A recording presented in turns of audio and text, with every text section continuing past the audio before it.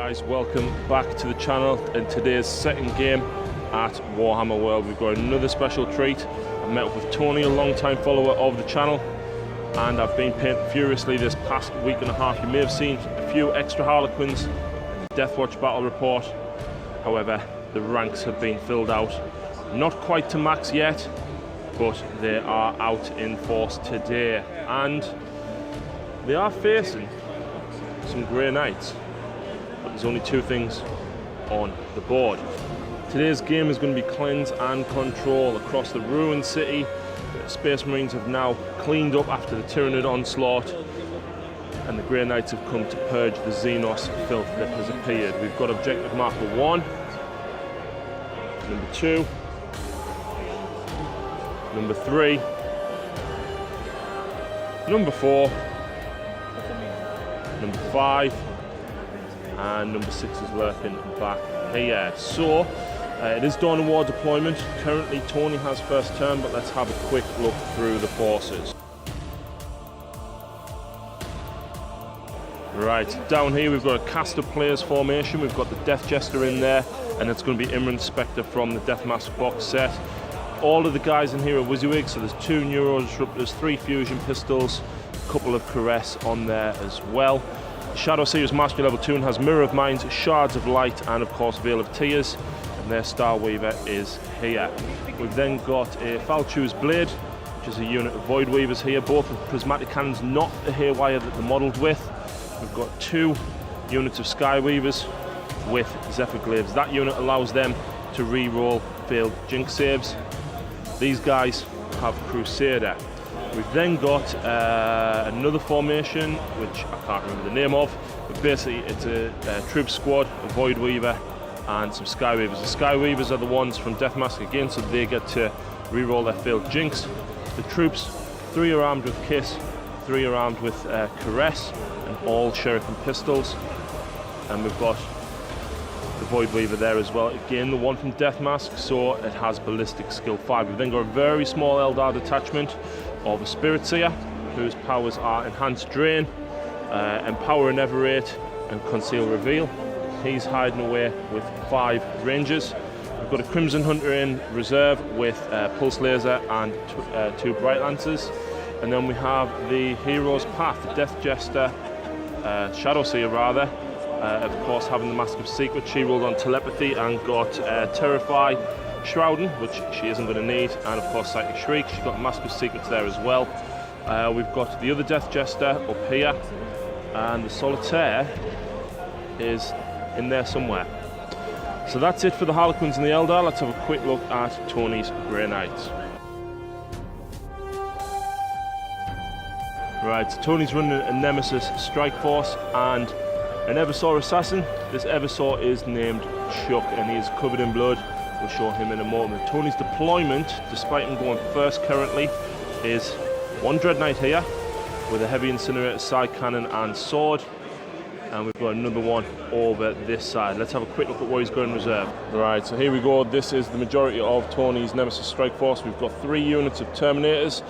These 2 have heavy side cannons, and this one has a Gatling Silencer. We've got the Grandmaster here with a Gatling Silencer as well, and we've got 9 Purifiers.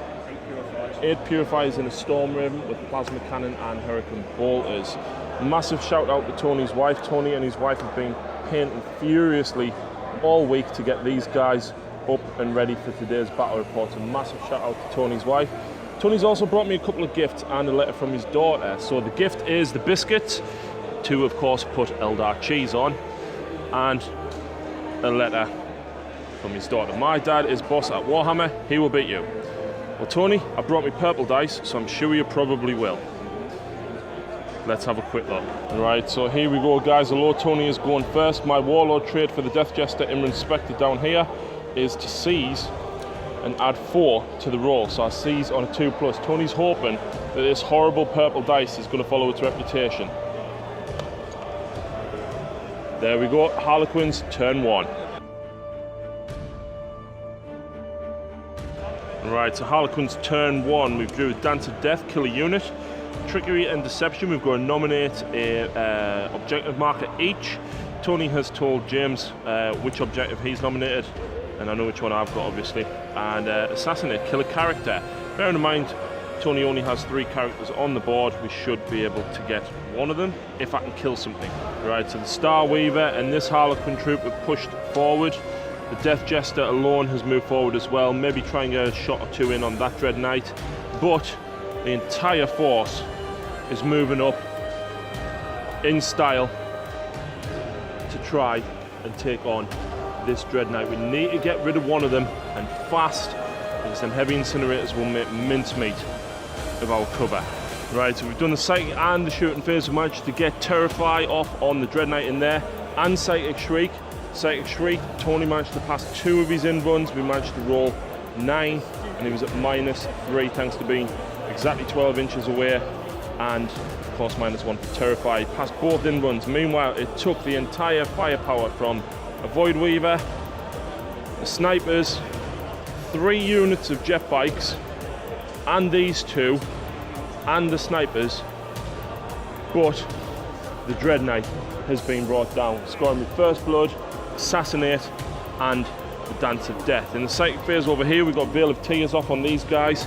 Both Death Jesters and the Star Weaver shot in at this Dread Knight, and he's down to 3 wounds. So we've only got the assault jumps to make on the bikes. I'm going to pull them back a little bit and wait and anticipate to see how Tony reacts. So let's have a quick look at those assault jumps. Right, so assault jumps, these bikers only got a 3-inch jump, so they've jumped back up onto the top of the ruins. Those guys have pushed forward, and these ones back. Just trying to spread out a little bit to anticipate Tony's deep strike that is incoming. I don't want to be within range of too many flamers, and obviously we've got a lot of Psychic dice that's going to come in as well. So I do score Assassinate, I do score First Blood. The Dance of Death puts me at 3 points. Trickery and Deception, I nominated this one because I knew I wasn't moving from it. Puts me at 4 points. However, Tony nominated this one, and obviously I wasn't going in the open there. I'm going to try and stay clumped together for the moment, and then see where his reserves come on and deal with them as and when. So let's move on to Grey Knight's turn 1. Right, so Grey Knight's turn 1. Tony has drew Secure Objective 2, Supremacy, and Domination, and he's done his reserves. Everything was coming on. These guys got a direct hit over here.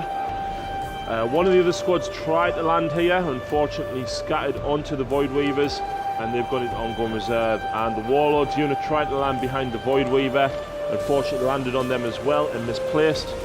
And I've put them right in the centre, in front of all of that shuriken fire, to see if we can take a couple of them out. However, force Gatling silencers, yeah, maybe. We'll see what happens though. We're going into movement, and we'll probably do the Psychic phase at the same time. Right, so movement and Psychic phase. The Dread Knight has shunt moved up to here, so I think some of these guys might take a little bit of damage. These guys were misplaced here, and Tony tried to cast Vortex of Doom on the Shadow Sea, but the Shadow Sea managed to stop it only just. Tony had 7 dice, I had 8, and I managed to roll a 5 and 2 6s. The 5 thanks to being a Mastery Level 2 Psyker, meaning that I was able to stop it. But he did get Sanctuary off on them, which is good for him because there's a lot of shuriken fire facing down on this unit. So that was it for Psychic. Let's move on to shooting. Right, so Tony's done his runs and his shooting moves. The heavy side cannon here managing to inflict a single penetrating hit on this Star Weaver here. The Star Weaver used its Mirage launcher, and unfortunately it's now immobilized. So not so great there, but not too bad on the casualties. Meanwhile over here, the Dread Knight managed to kill 1 of the Sky Weavers. We used the Mirage launchers again, but unfortunately he managed to kill 1, and we ran 7 inches to the edge of the board, almost off there. Meanwhile in the center, shots came in from this unit here at the Sky Weavers. We took a single wound, but Chuck, with 3 wounds from his bow pistol, managed to kill the Shadow Sea that was in the open. Pool rolling for us there. However, that's not too bad. We've lost a couple of Psychic dice. We've lost the Mask of Secrets and Psychic Shriek, which would have done a lot of damage, but hopefully we should be okay. Those guys, however, are jinking. So yeah, unfortunately Tony doesn't score any points. Let's move on to Harlequins turn 2. Right, so Harlequins turn 2, we drew secure objective 6, we drew big game hunter, and we drew secure objective 3. So, what we've done is the Void Weavers have stayed pretty much where they are, looking to get some shots in on these guys, and the Bikers are looking to charge as well. The Star Weavers leapt into action, and the troop have jumped out. These guys can run and charge in the same turn. The Void Weaver is hopefully going to take out the Assassin, or at least inflict a couple of wounds on him. The Sheraton cannon on the back there can fire. And the back Sheraton cannon on these and the Bikers will hopefully do a little bit of damage to this Dread Knight. These guys are still on the bottom floor, but they're pushing forward and hopefully going to take these out and score me objective marker 6. In the Psychic phase, I didn't realise, unfortunately, that the Spirit Seer can't see the troop.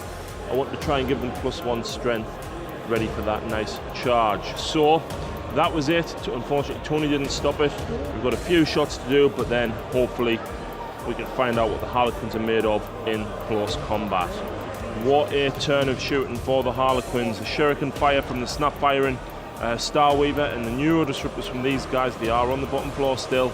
Managed to take out 3 of the Terminators. The Death Jester, even killing 1, but Tony passed his morale check. Down here, the Dread Knight took fire from the rear Shuriken cannons and the Shuriken cannons on these 3 Bikers here and dropped another 2 wounds. Meanwhile, over here, the Prismatic Cannon managed to do a single wound to the Eversaw, and these guys, the Bikers, the Star Weaver and the Snipers, managed to do kill 3 of the guys here, and unfortunately they ran back out of line of sight. I wanted to get these guys in the charge to find out what they can do with them Caress and Kiss on there. So unfortunately they're not going to get the charge.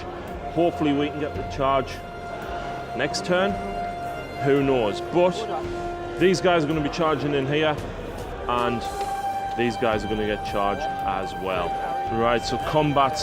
2 Bikers here managed to charge in, and thanks to being strength 6, thanks to getting an Everate off with these Spirit Seer here, we managed to cut through the armour of the Dread Knight. Unfortunately, despite Tony getting 3 hits with that heavy incinerator, he rolled a triple 1 to wound.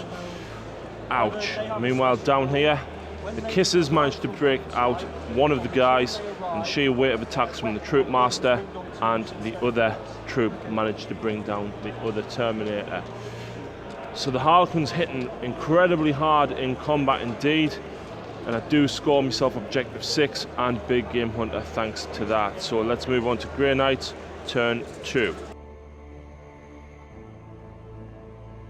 Right, so Grey Knights turn 2. Tony has got secure objective 2, supremacy, and he's drew secure objective 1. So the Storm Raven is hurtling on, and I think it's going to make mincemeat of these guys. The sheer weight of fire that it's going to put out from the bolters alone will probably take those guys out.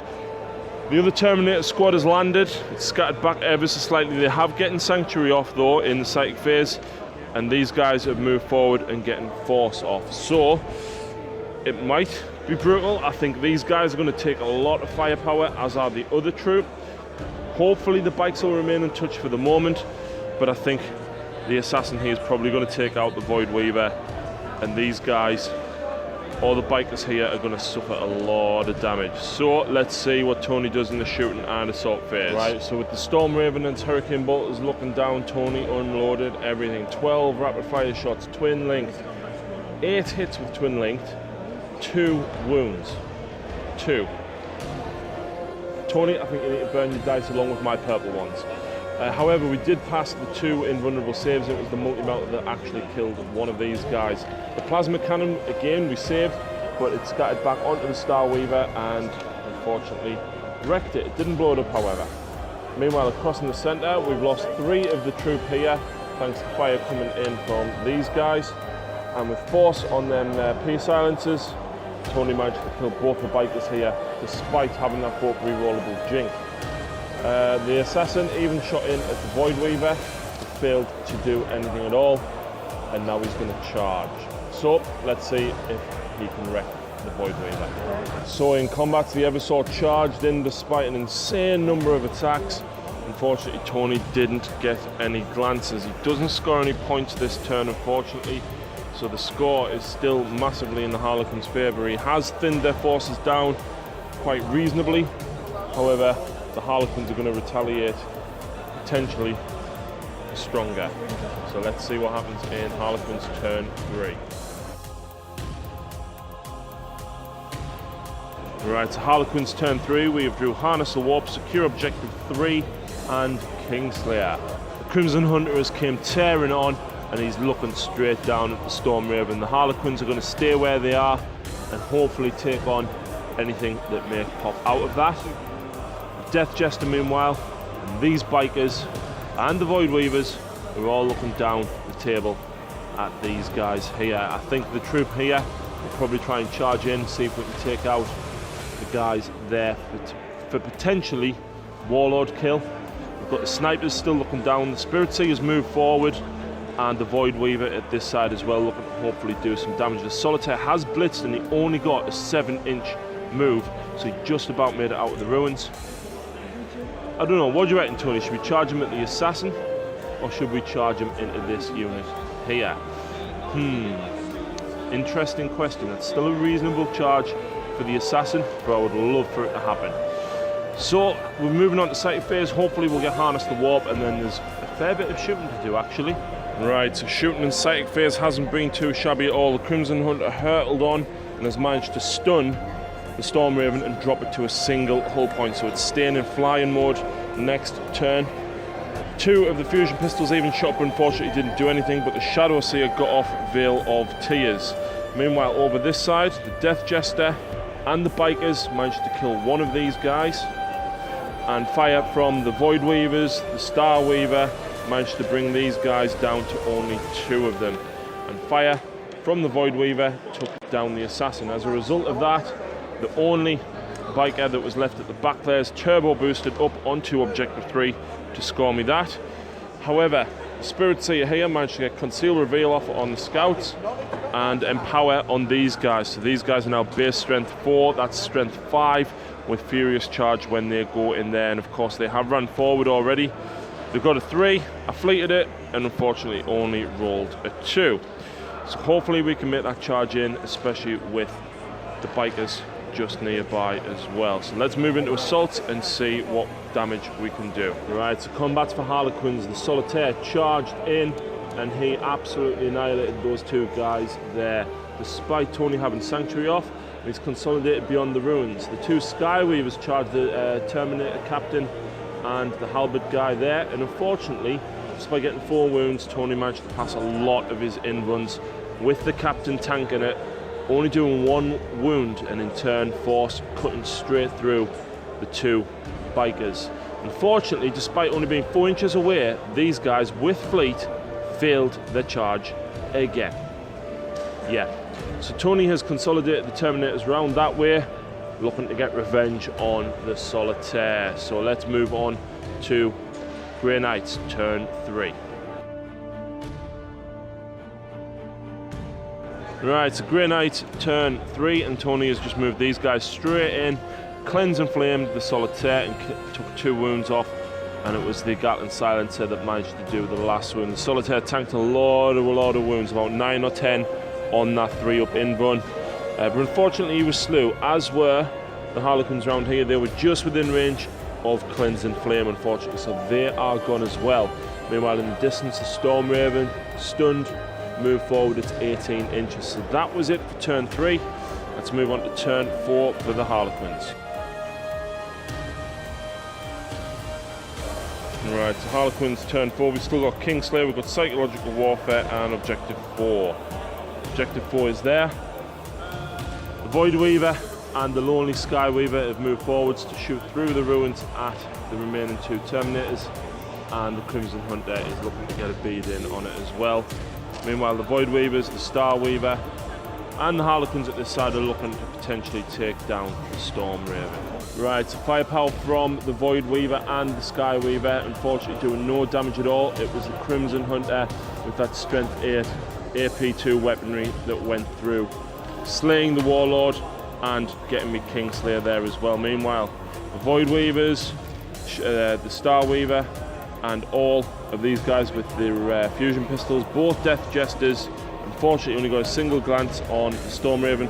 Tony managed to jink it away, so he's going to jump the Purifier's out. I think he's probably going to make mincemeat of these guys here and the Death Jester with Cleansing Flame. Let's see what he does though. Right, so we have done the entire Grey Knight turn, and unfortunately these guys, well, after they jumped out of the Storm Raven, failed to get off Cleansing Flame. Tony was hoping to do a lot of damage to these guys as well as kill the Death Jester up here. However, Stormbolt has managed to bring down 3 of the Harlequin troop, and then he charged in. We did slay 5 of them, but unfortunately he then did a wound to the Death Jester and killed the Shadow Seer. Tony did pass morale, and the Storm Raven in the shooting phase managed to blow up 1 of the Void Weavers that was back there. Unfortunately not doing anything with snapshots to this one. We are going to call the game at the end of turn 4. Points difference is absolutely massive, and I think these guys would probably handle the Grey Knights in combat no problem. And the Storm Raven on 1 hull point.